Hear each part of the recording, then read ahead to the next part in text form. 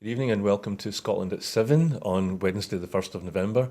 My name is Brian Liddy and I'm joined this evening by Maureen Watt. Maureen, hello there. How are you doing today? Yes, I'm good, thank you. Just drowning in all this rain and the water. The Oh, ground is so sodden, but oh, I hope it stops soon. Doesn't look like it though. sounds like it's the same here as it is where you are.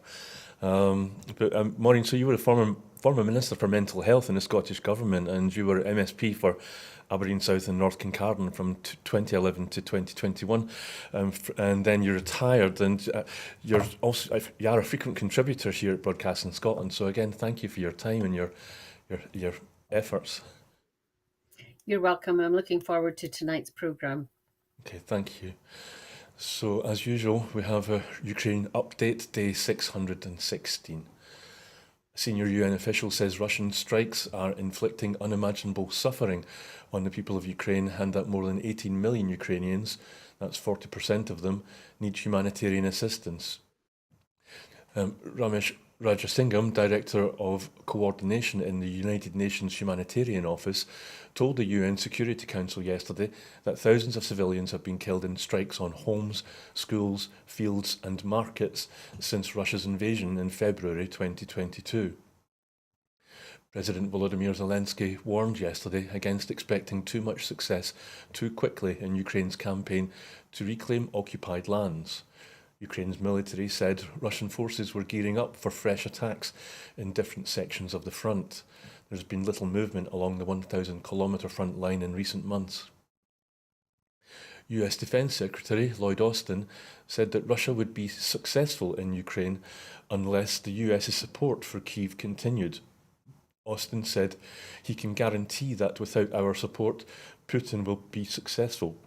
During a Senate hearing on President Joe Biden's request for $106 billion to fund plans for Ukraine, Israel, and American security.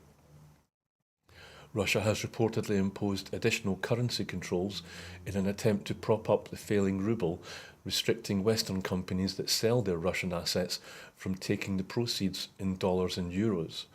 According to the Financial Times, international companies that want to exit Russia after its invasion of Ukraine have to sell their assets in rubles under new government restrictions. Authorities have said that 3 Russians were arrested in New York for evading US sanctions to ship electronic components for weapons used by Moscow in its war in Ukraine.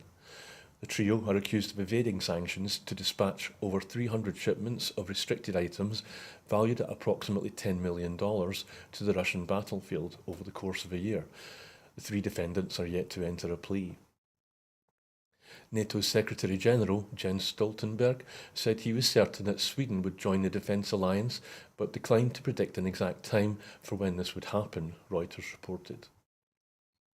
Two Russian soldiers Forgive me, 2 Russian soldiers have been arrested on suspicion of killing a family of 9, including 2 young children, in their home in the Russian-occupied eastern Ukrainian town of Volnovavka.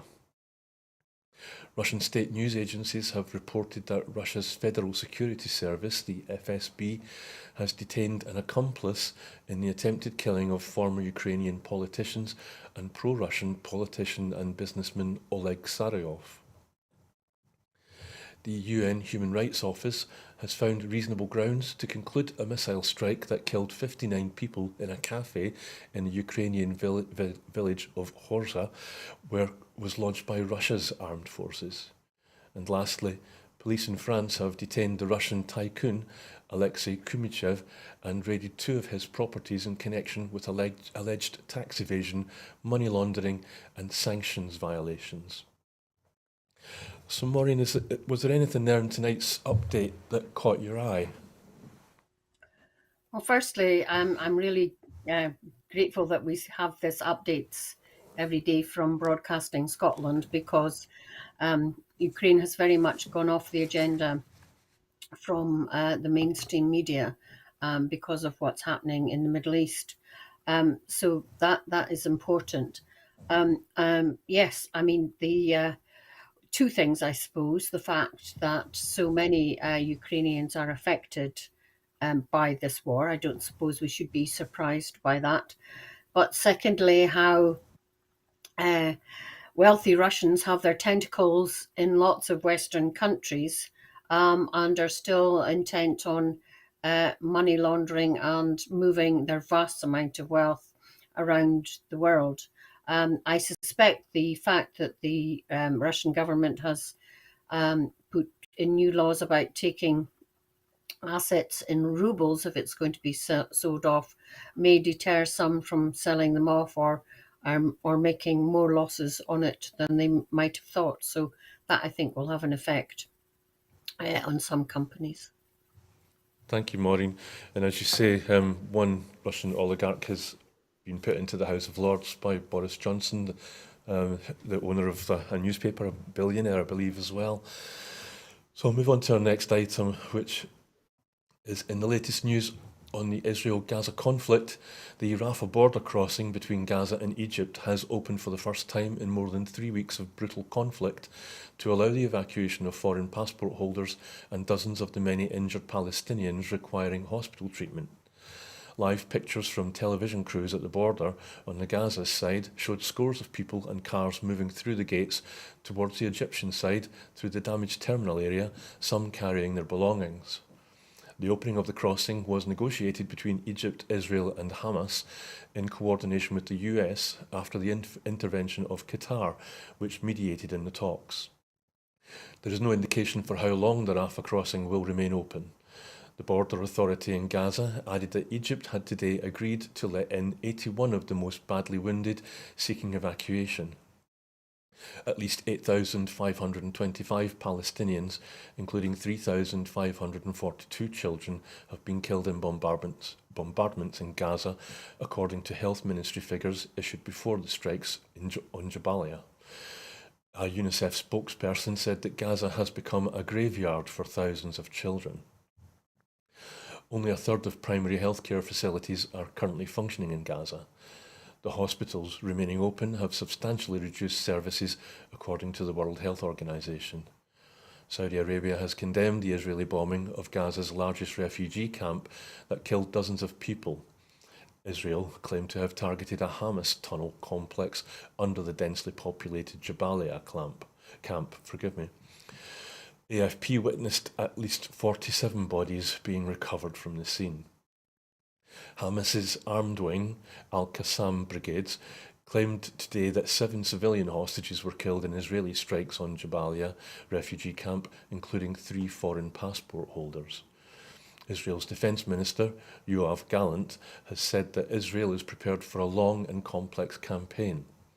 Israel's Prime Minister, Benjamin Netanyahu, has mourned the loss of Israeli soldiers inside Gaza, saying, "We are in a difficult war."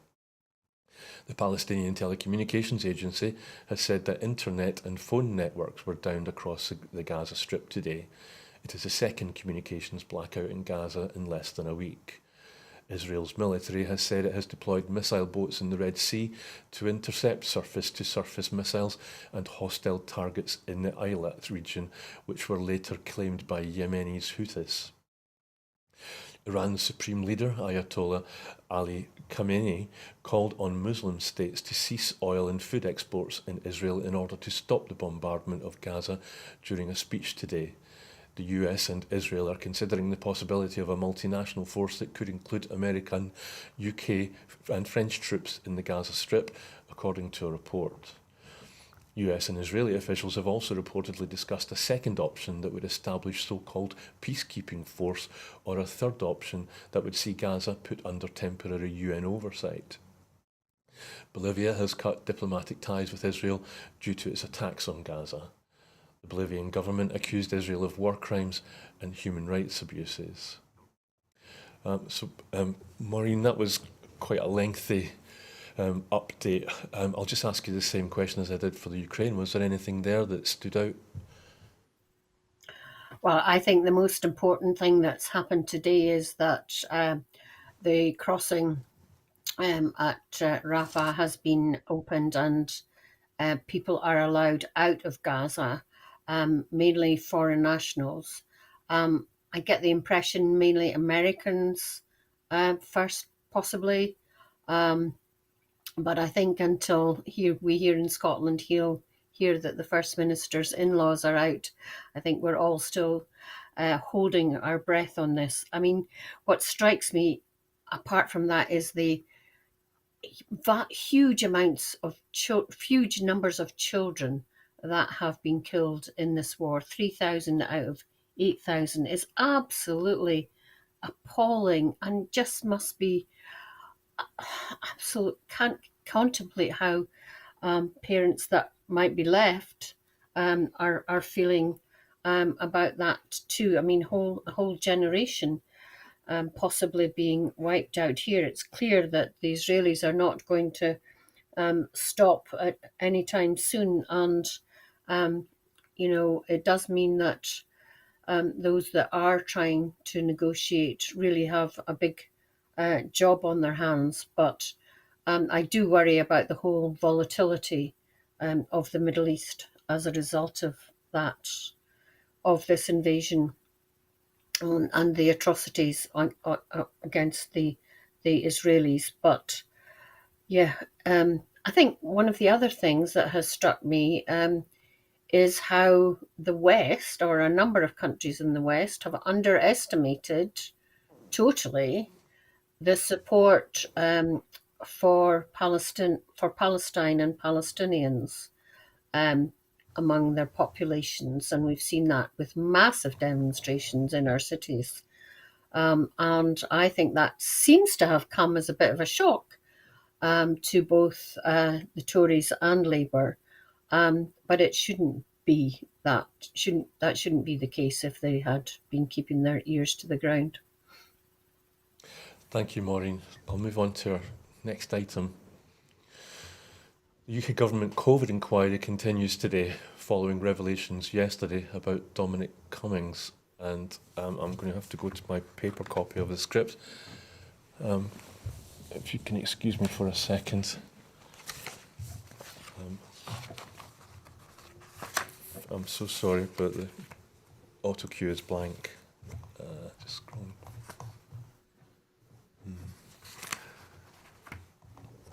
There's nothing. It's all whited out. So yes. So the UK Government's COVID inquiry continues today, following the revelations yesterday about Dominic Cummings' aggressive, foul-mouthed and misogynistic language. Scientific advisor Sir Patrick Vallance's statement that scientific evidence was cherry-picked in order to justify decisions, and claims from Lee Kane, the former number 10 Director of Communications, that the former Prime Minister, Boris Johnson, was not suitable for leading the UK through a pandemic. Today, former Deputy Cabinet Secretary Helen McNamara has spoken to the inquiry, stating that Johnson and those around him expressed a bullish confidence in records to COVID-19, with a de facto assumption that we were going to be great. She referred to her own attempt to raise concerns over the likely impact of COVID-19, which she says was backed up by Chris Whitty, the Chief Medical Officer for England, and stated that the government conversation quickly went back to a mindset that there was no need to panic. McNamara also spoke of the lack of trust between civil servants and Boris Johnson and his team in the early days of the pandemic. In reference to Partygate, McNamara stated that she does not think that there was a single day when COVID regulations were followed completely inside Number 10, saying, "Being honest, I would find it hard to pick a one day when the regulations were followed properly inside that building. And I know that because, as I've said in my statement, that there was one meeting where no one absolutely adhered to the guidance in the letter, and that was the cabinet meeting, and everybody moaned about it and tried to change it repeatedly." It was further revealed that at one point, members of the shadow cabinet were getting more opportunity to question Professor Chris Whitty, Chief Medical Officer for England, and Sir Patrick Vallance, the Chief Scientific Advisor, on the science behind COVID policy than cabinet ministers. And that Health Secretary at the time, Matt Hancock, was regularly sharing information that people later discovered was not true. McNamara also spoke on on an extract from Boris Johnson's witness statement, where he said he was opposed to holding joint ministerial or JMC meetings with First Ministers from Scotland, Wales, and Northern Ireland, as it would be optically wrong and make the UK look like a mini EU. McNamara stated that Johnson had a difficult relationship with the then First Minister Nicola Sturgeon, but that she believes the JMC meetings would take place. So, Maureen, I don't know if you were able to catch any of the exchanges from today's COVID inquiry. You had Dominic Cummings, who came across as, well, I suppose that the thing about him is I'm wondering if he's going to come out on top after this, because unlike Matt Hancock, Cummings hasn't asked for immunity, and unlike Johnson and Sunak, he has handed over all his messages and is happy to answer all and any questions that are put to him. Also, he came across as perhaps being the only person who had power so far to have understood that the calamity the country faced and how poor the government was in its actions. But then Helen McNamara, after that, she was a complete contrast, almost a refreshing contrast. She was an excellent foil. She was measured and calm and level-headed, came across as competent and trustworthy and even humane. And she talked about how she'd been, I'm so sorry, but she talked about how she'd been patronised. She spoke about a bombastic, jingoistic atmosphere where Boris Johnson would say that the UK would just sail through the pandemic unharmed, and that made her feel uneasy because it didn't lack any reflection. And he also laughed at COVID deaths in Italy in the early days. And then, of course, Cummings was accused of misogyny directly against McNamara.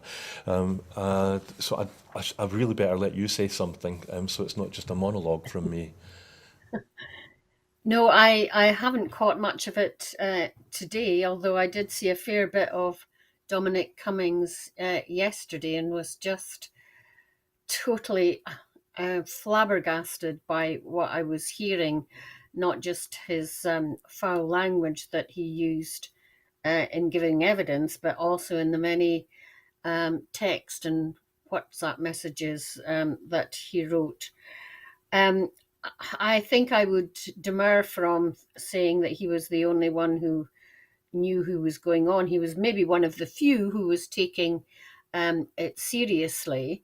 Um, but as somebody said to me today, it does beg the question why, if Dominic Cummings thought that Boris Johnson was so awful, he campaigned to get him into office. It was if Cummings wanted Johnson to be a bit of a puppet for him to make all the decisions. Like you, I thought Helen McNamara today was more measured and had a bit of common sense about her, and it must have been a terrible atmosphere to work in, where the men were so misogynistic and bullying and just unable to grasp the severity of the situation that was facing Britain. And I hope when the judge does her report that, you know, the fact that the that Whitehall dithered and delayed so much at the beginning caused so many deaths at the beginning, and you know, further down the line because of the spread of the virus. So I think that is really important matters that will have to be highlighted in the final report. Thanks, Maureen. And Nicola Sturgeon, her name came up a fair bit today. And a lot of the messages, these are messages that Cummings has supplied, and includes his replies to people like Matt Hancock. He said that Matt Hancock is a proven liar, and he didn't want him in charge of the NHS at the time, as he was Secretary of State.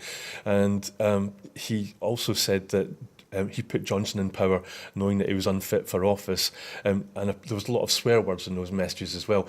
I take it you probably know the First Minister, Humza Yousaf, and Nicola Sturgeon, the First Minister then, personally. Can you imagine them sending WhatsApp messages to anybody with that kind of language and with elements of misogyny and the like? No, No. absolutely not. No, I mean, it's not in their DNA, either of them. And, it is absolutely the case that Scottish Government work was not carried out on WhatsApp. And the way that some of the mainstream media is trying to tie the Scottish Government into what was happening, the way of working in the Westminster Government, is really um, indefensible, really. And, um, you know, I, all of us remember listening to Nicola Sturgeon's daily briefings. And surely the fact that she was open and transparent on a daily basis and putting herself up to questioning by the mainstream media, it begs the question, if they're questioning all that now, were they not asking the right questions to the First Minister when they had the opportunity at the daily briefings? So I think some of the mainstream journalists have got some reflection to be doing. Thank you, Maureen. I'll move on to our next item.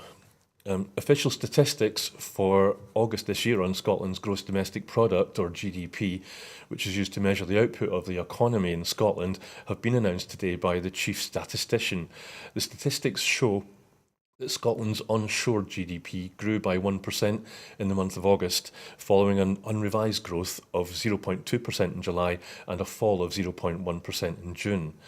Output in the services sector, which accounts for around three-quarters of the Scottish economy, is estimated to have grown by 0.5% after falling by 0.3% in July. Output from the production sector fell by 1.1%, with the fall of 2.3% in manufacturing making the largest negative contribution to the overall GDP result. In the 3 months leading up to August, GDP is estimated to have been flat, with 0% growth in comparison with the previous 3 month period. This reflects an improvement during the third quarter of 2023 relative to the unrevised fall of 0.3% in April to June. Commenting on these figures, Wellbeing Economy Secretary Neil Gray said, "These figures demonstrate the resilience of the Scottish economy against the extremely challenging circumstances faced by countries around the world. But, as highlighted by our Consumer Sentiment Index, the cost of living crisis continues to impact households and businesses. It impacts their ability to spend, which in turn affects the wider economy. Scottish businesses also continue to suffer due to the effect Brexit has had on supply chains, trade and the free movement of people, which has in turn had a significant impact on businesses in terms of staffing," he went on. When analysis shows similarly sized independent nations have fairer, more productive and faster growing economies, we have to ask, why not Scotland? That is the level of ambition that this government has for Scotland. By focusing on the principles of equality, opportunity and community, an independent Scotland can build a fair, green and growing economy. This crisis has been worsened by the UK government's handling of the economy. We are doing everything possible with the powers currently available to us to support businesses. So, Maureen, I'm not really an economist. I'm not very good with figures at all, but although there's been some improvement, they aren't great figures, are they? I'm wondering, just from your time in government, can you perhaps give us an idea of, like, how would you have reacted to these figures if you were in post in Holyrood today? That's a difficult question. I mean, my first reaction would be, oh my goodness, we could do so much better if we had all the levers of the economy in our hands in Holyrood rather than at Westminster. I mean, I think they're not great. They're showing a slight improvement, but I think we should be mindful of the comparisons. So I'm pretty sure, I stand to be corrected if not, that GDP growth in Scotland is probably about the third after London and the southeast, which is good for Scotland, but shows how badly the rest of England fares compared to London and the southeast. And that's a clear example of how everything is concentrated around London as the capital, which is not good for the rest of the UK. The interesting figures about production and manufacturing output being down shows, as you mentioned, Brian, the difficulty in getting raw materials from abroad in order to make things and construct things. And also, as you mentioned, the lack of suitable labour in those areas of the economy. So it's good to remember that Scotland has a large financial sector, which is probably pulling its weight right now in terms of keeping our economy from falling further as a result, mainly of Brexit. Thank you, Maureen. And I think these figures are still pretty much old-fashioned. They don't reflect the well-being economy that the Scottish Government would rather that we do. But so hopefully we'll be able to see change in that way someday. I'll move to the next item. The UK Government's AI, or Artificial Intelligence Summit, began today at Bletchley Park in Buckinghamshire, with the overall aims of considering the risks of AI, especially at the frontier of development, and discussing how they can be mitigated through internationally coordinated action. The summit, which opened with an address from the UK Technology Secretary, Michelle Donnellan, comments from the nations at the forefront of the AI development and from the UK's Frontier AI Task Force. The summit aims to bring together international governments and other bodies to consider the risks of AI and discuss how they can be mitigated through internationally coordinated action. In a move to further these aims, the UK, US, EU and China have all signed up to the so-called Bletchley Agreement. And I'm afraid I'm going to have to go back to my printout, the Bletchley Agreement. So where are we?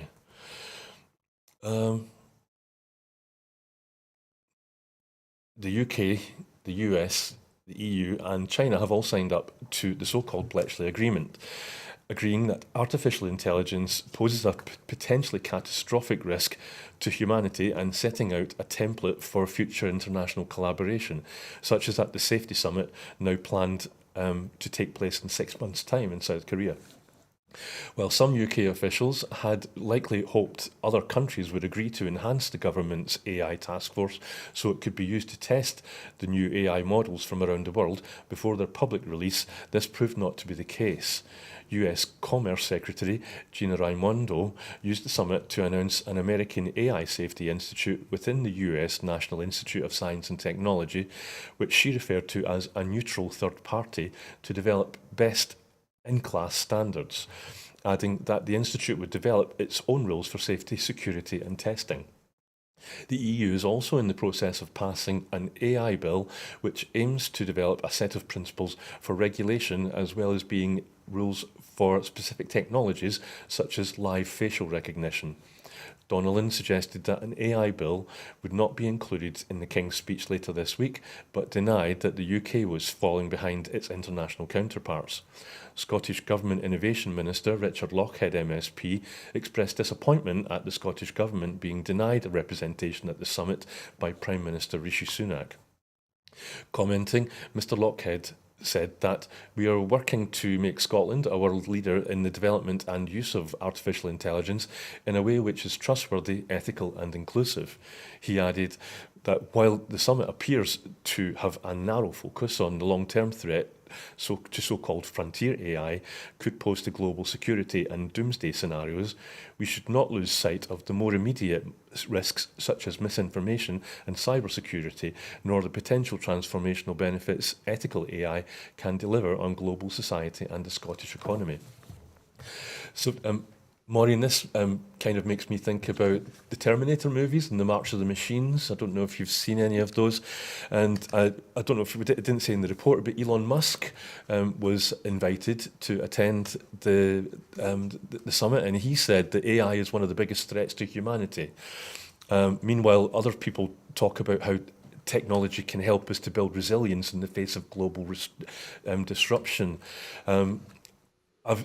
But the fact that Scotland wasn't invited, what does that tell us?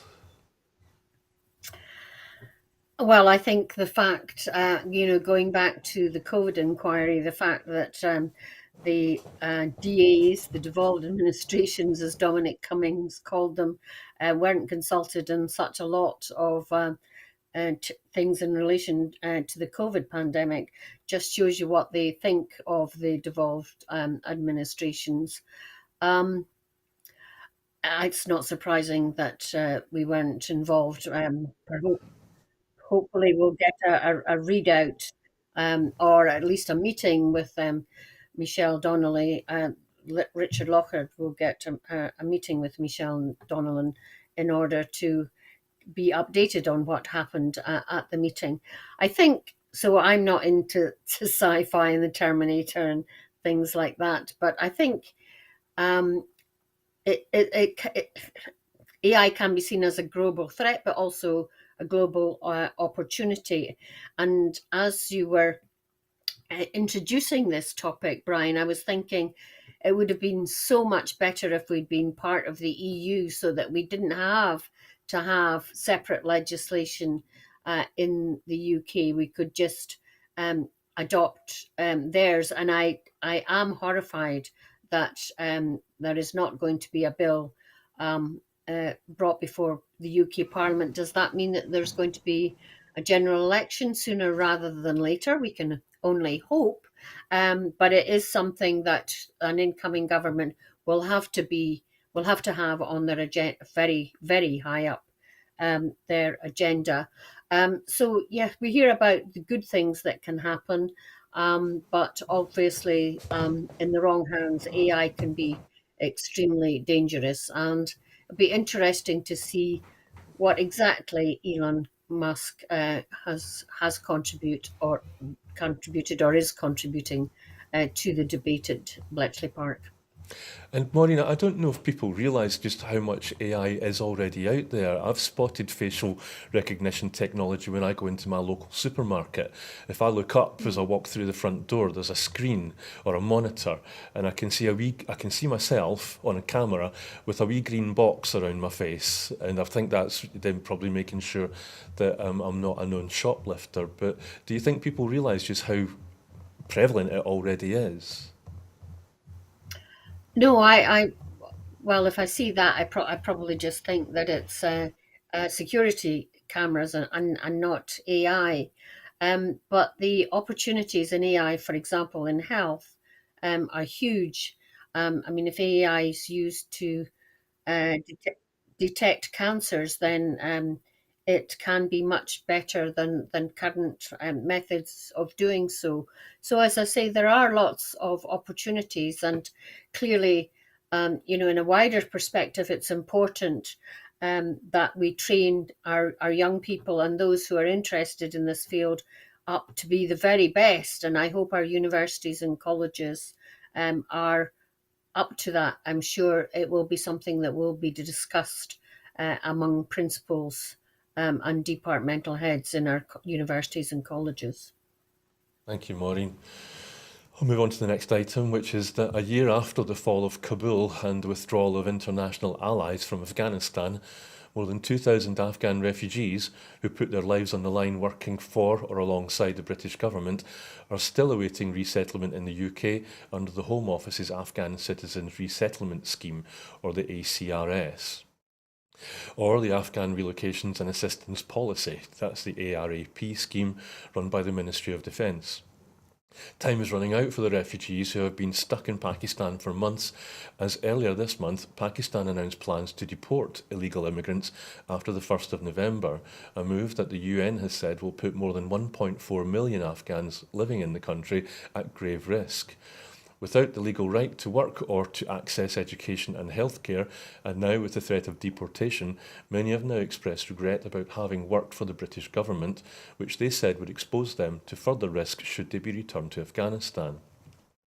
Last week, the first flight bringing Afghan refugees from Pakistan arrived in the UK.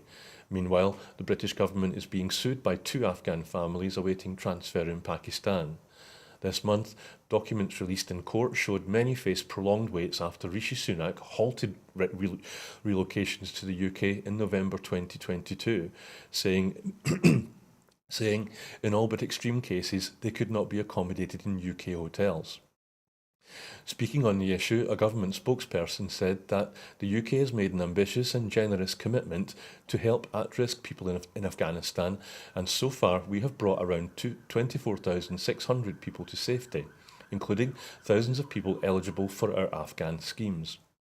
They added, "We continue to honour our commitments to bring eligible Afghans to the UK, with new arrivals going directly into settled accommodation where possible." So, Maureen, it said in the report there that a lot of these Afghan refugees uh, regret ever having worked for the UK government.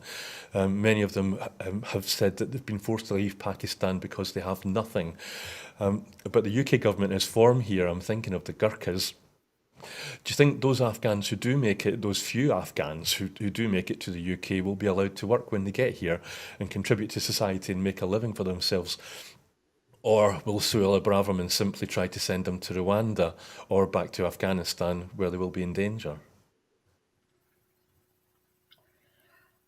Well, surely they can't be considered along with other people as seeking asylum. Surely there must be a special way in which they are dealt with. I mean, we shouldn't forget that they fled Afghanistan to Pakistan because they feared for their life.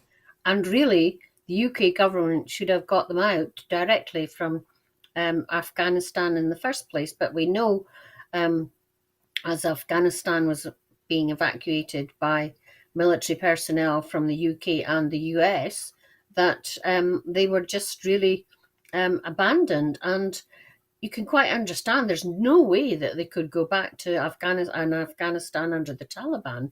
Their lives would definitely be in danger. So it's absolutely awful that they find themselves in this position. And I hope pressure is put on the UK government by MPs of all parties um, that these people stuck in Pakistan need to be patriated to the UK as fast as possible and not stuck in the asylum system, but Maureen, are fast tracked to be able, as you say, Brian, to settle down and with their families and make a living here as soon as possible. Maureen, tell me if I'm wrong. Isn't this meant to be one of those schemes that Suella Braverman uses to justify that the UK government is caring? Because they say we might be trying to send people from small boats to Rwanda, but in the meantime we're taking people from Afghanistan and the Ukraine. Is that right? Yeah, that's my understanding as well, Brian. Yes. And yet Yeah. it's a paltry number of people that from the report that seems to be here already. Yeah. Yeah. Yeah. Well, I suppose time is against us, so if we can move on to the next item. The former US President and his son, Donald Trump Jr., will testify at Trump's civil fraud trial today. Trump's son is the first of his former children to be questioned at court in Manhattan this week. So far, expert witness Michael McCarthy has been cross-examined by Trump's lawyer, Jesus Suarez, testifying that the Trump Organization received cheaper loans because they inflated the value of their assets on financial statements. At its core, the trial is about the Trump Organization's poor and unethical business practices, although these practices did not actively harm lending companies who received the inflated and inaccurate statements.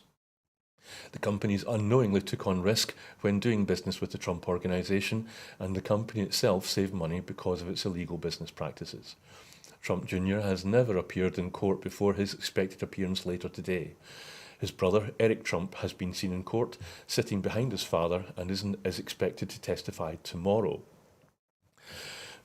So, Maureen, this let me get my. This is a bench trial, which means there's no jury involved, and I'm led to believe that Trump could have filed for a motion to request that it should become that should be a jury, and then he could have argued a case for that. But apparently, no request was made for a jury. Have you any idea why he wouldn't want a jury, or would be happy with a bench trial? Golly, I've no idea. The fact that you were saying that Eric is sitting in the courtroom while others are giving evidence seems really weird. I thought witnesses had to be kept apart from one another so that they couldn't corroborate their evidence. But um, if it's if it's probably a civil trial rather than whatever a jury trial. I am not up on U.S. Uh, legal stuff, so maybe it's because it's in New York, and obviously he sees himself as a persona non grata in the place where he made or kept or making money on the back of his father's money. So um, it'll be interesting to see how this progresses. But it's one of many trials, is it not, that Trump faces in the coming months? Yes, and you're right to pick up that it's a civil trial, which means that even if he is found guilty, he won't be sent to jail. But I was also, I noticed something that Trump, it's that the judge's name is Judge Engeron, and I think it was a tweet perhaps or something on social media where Trump told the judge to leave my children alone, which made me think that it seems like he's trying to come across as a good father figure who loves and protects his children. Do you think, is he a good role model in that sense? Absolutely not. Absolutely not. As far as father figures, I mean, how many wives did he have? So, as a father figure, absolutely not a good role model. Yes, and then there's a misogynistic recording that was caught Mm, off camera where he said what he can mm, do to women because he's famous. But so mm. I'll move on to the next item. Following a public consultation in October last year, the Scottish Government has announced a new bill with the aim of making the social security system more efficient and effective. Improving the way the Scottish system of social security delivers for people in need of support is at the heart of the new legislation. The Social Security Amendment Scotland Bill looks to enhance the rights of Social Security Scotland clients in a number of ways by giving them the right to late redeterminations and appeals in exceptional circumstances. It gives them the right to withdraw a request for redetermination and the right to challenge a decision that someone is liable in a situation where an overpayment has been made. The bill will also change the design of the system, increasing choice for those who use it while aiming to deliver good value for money. It is hoped it will also enable the Scottish Government to recover the cost of devolved social security benefits from compensation awards in situations where someone has had to claim payments as a result of a third party's fault. Social Justice Secretary Shirley Ann Somerville said, "The changes proposed by this legislation are part of our commitment to continuously improve the Scottish social security system in ways which put the needs of those who require assistance first." She added that they will help make the social security system more efficient and effective, contributing to our mission to tackle poverty and protect people from harm. So, Maureen, again, I'm going to call upon your experience in government. There's parts of that report that I didn't really understand. So when it said that it's hoped that this will enable the Scottish Government to recover the cost of devolved social security benefits from compensation awards in situations where someone has had to claim payments as a result of a third party fault, what does that refer to? Can you clarify it? Well, what springs to mind could be, for example, employment tribunals where a person has been dismissed, and it happens then to be an unfair dismissal. They've had to go on employment support allowance, and or other benefits, because employment support allowance, I think, is DWP.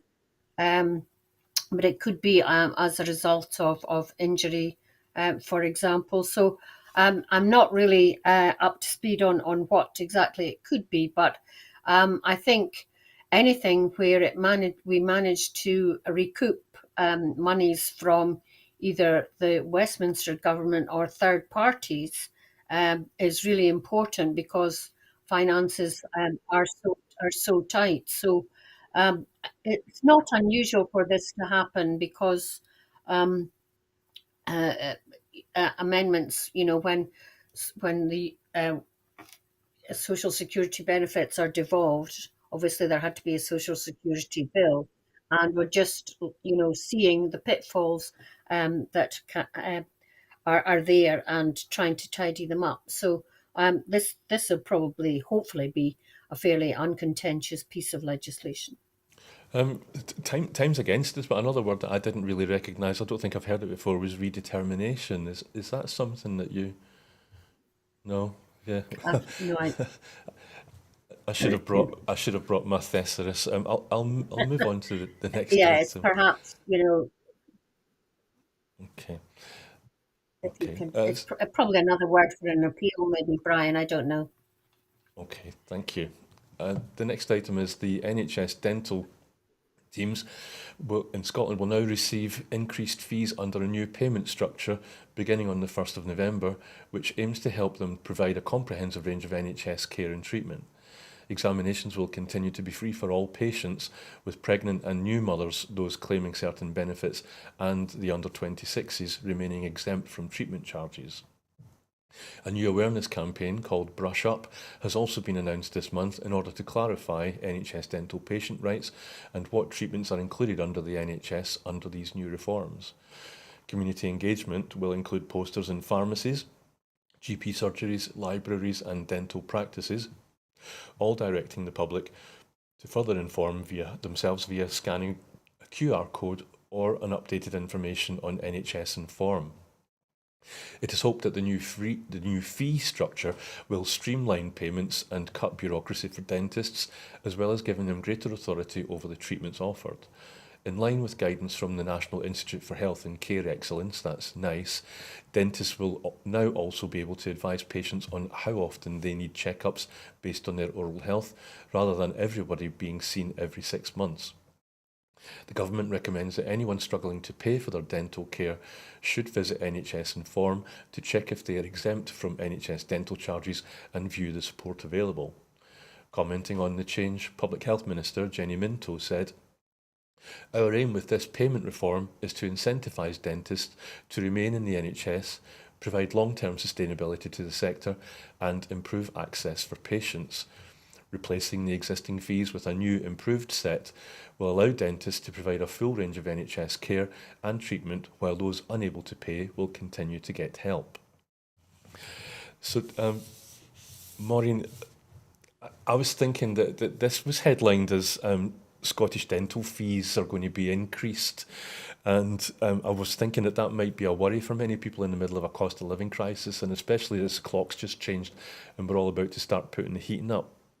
Um, and, but do you think people should be concerned about that, or is there more good things in here than bad? Yeah, I think when we hear of increase in fees, yes, it will,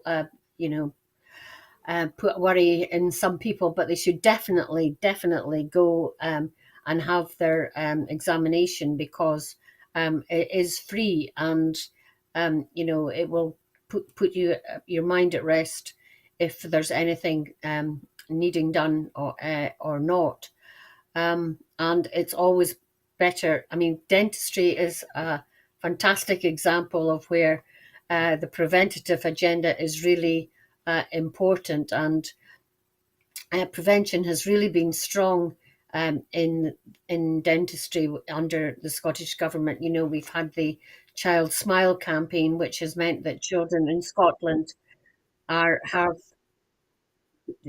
the Child Smile campaign has really meant that the children have put encouraged to be brushing their teeth as a priority. So I think the increase in fees were probably overdue, and if they keep more dentists in the public sector as opposed to going over to the private sector, which means that people just stop going to see a dentist at all, is probably a good thing.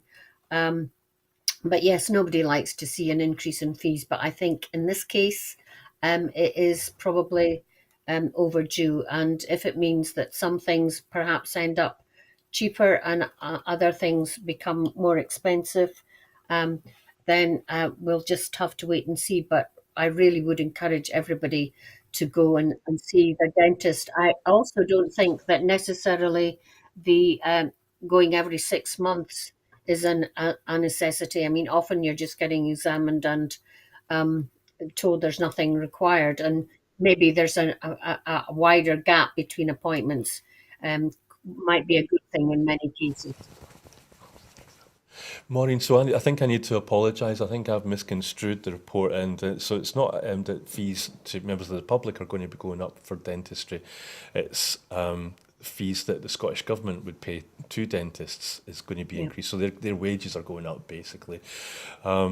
Well, So, and tell me, I think I'm right in saying that dental fees are in Scotland are cheaper than they are in England to members of the public. Any fees, and I think there's more people that are exempt from payments in Scotland than there is in England.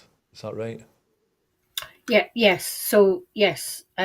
So the materials that dentists use, for example, amalgams for fillings and things, will have gone up since they last had a fee increase, and that will go to mitigate some of these increasing costs that the dentists have. But yeah, as you rightly point out, in this case, the fees, those increases are not going to be passed on to the public. Yeah. So my apologies for sending you down a blind route there. So for the next item, Transport Scotland has today announced its winter service plans, with a fully refreshed fleet of gritters planned to service Scotland's trunk roads this winter. New network management contracts in place for the North West and North East units mean that the entire gritter fleet has been replaced with new vehicles. There are now 240 gritters across Scotland. Winter services will now include an enhanced snow clearance strategy and gritter patrols across the trunk road network, improved snow plans for specific routes, which now include the Aberdeen Western Peripheral route, and parts of the A90 around Aberdeen, as well as the M8, the M74, the M77 and the M80, and a proactive treatment of foot and cycle paths. Police Scotland and the Met Office will have dedicated staff based at Traffic Scotland National Control Centre in South Queensferry throughout the winter, so that Transport Scotland can closely work with key partners. The Scottish Environment Protection Agency will also contribute to the multi-agency response team to improve responses to heavy rainfall and named storms. Minister for Transport Fiona Hislop said, "Our teams work hard throughout the year to learn lessons from previous winters and prepare the trunk road network for the worst conditions that winter can bring." She added, "It's not just the impacts of snow and ice that we plan for at this time of year. We're already experiencing heavy rain in recent weeks with the impact of Storm Babbitt, so I'm pleased to see SEPA as the multi-agency response team this winter." So, Maureen, as the report said, coming so soon after Storm Babbitt, and with the clocks changing again, as I said, this is reassuring news, isn't it? But have you any idea? Do you think the new uh, gritter trucks will have the same names as the previous ones? Because they're quite famous, aren't they? I was just thinking exactly the same. I wonder if they've got new names or whether they'll be junior, whatever they were before. Yeah, more of the Yeah, same. because I think that was quite a trick from Transport Scotland and local authorities naming their gritters. It was really um, good and lightened the mood, I think, and when it's everything is making us quite depressed.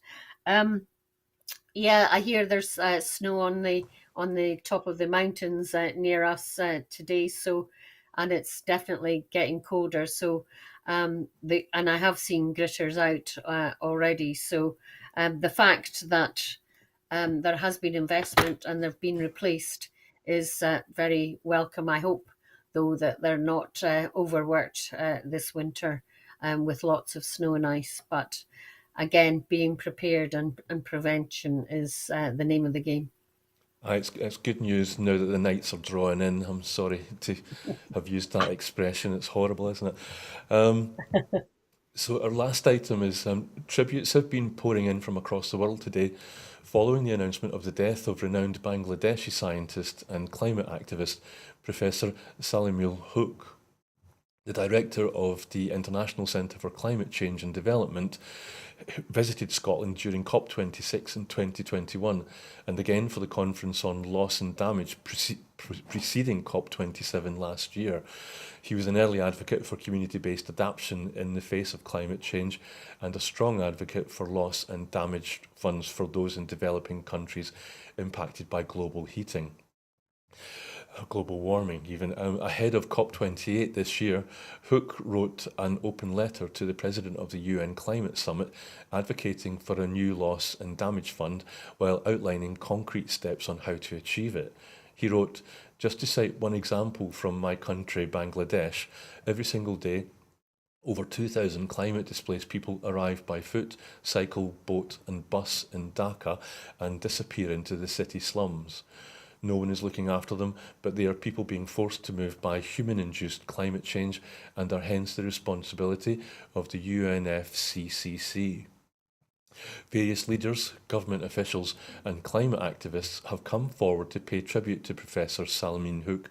Scotland's Government Secretary for Transport, Net Zero and the Just Transition said today that this is such sad and shocking news. Salim was a brilliant and kind man from whom I learned so much about climate and justice in the time he generously gave me. His contribution to the world is great, and while his loss is sorely felt, he leaves a vital and enduring legacy. Friends and peers of Professor Hook hope to continue his legacy going forward into COP28 this month and look forward to seeing the Loss and Damage Fund that he so strongly advocated for becoming fully realised."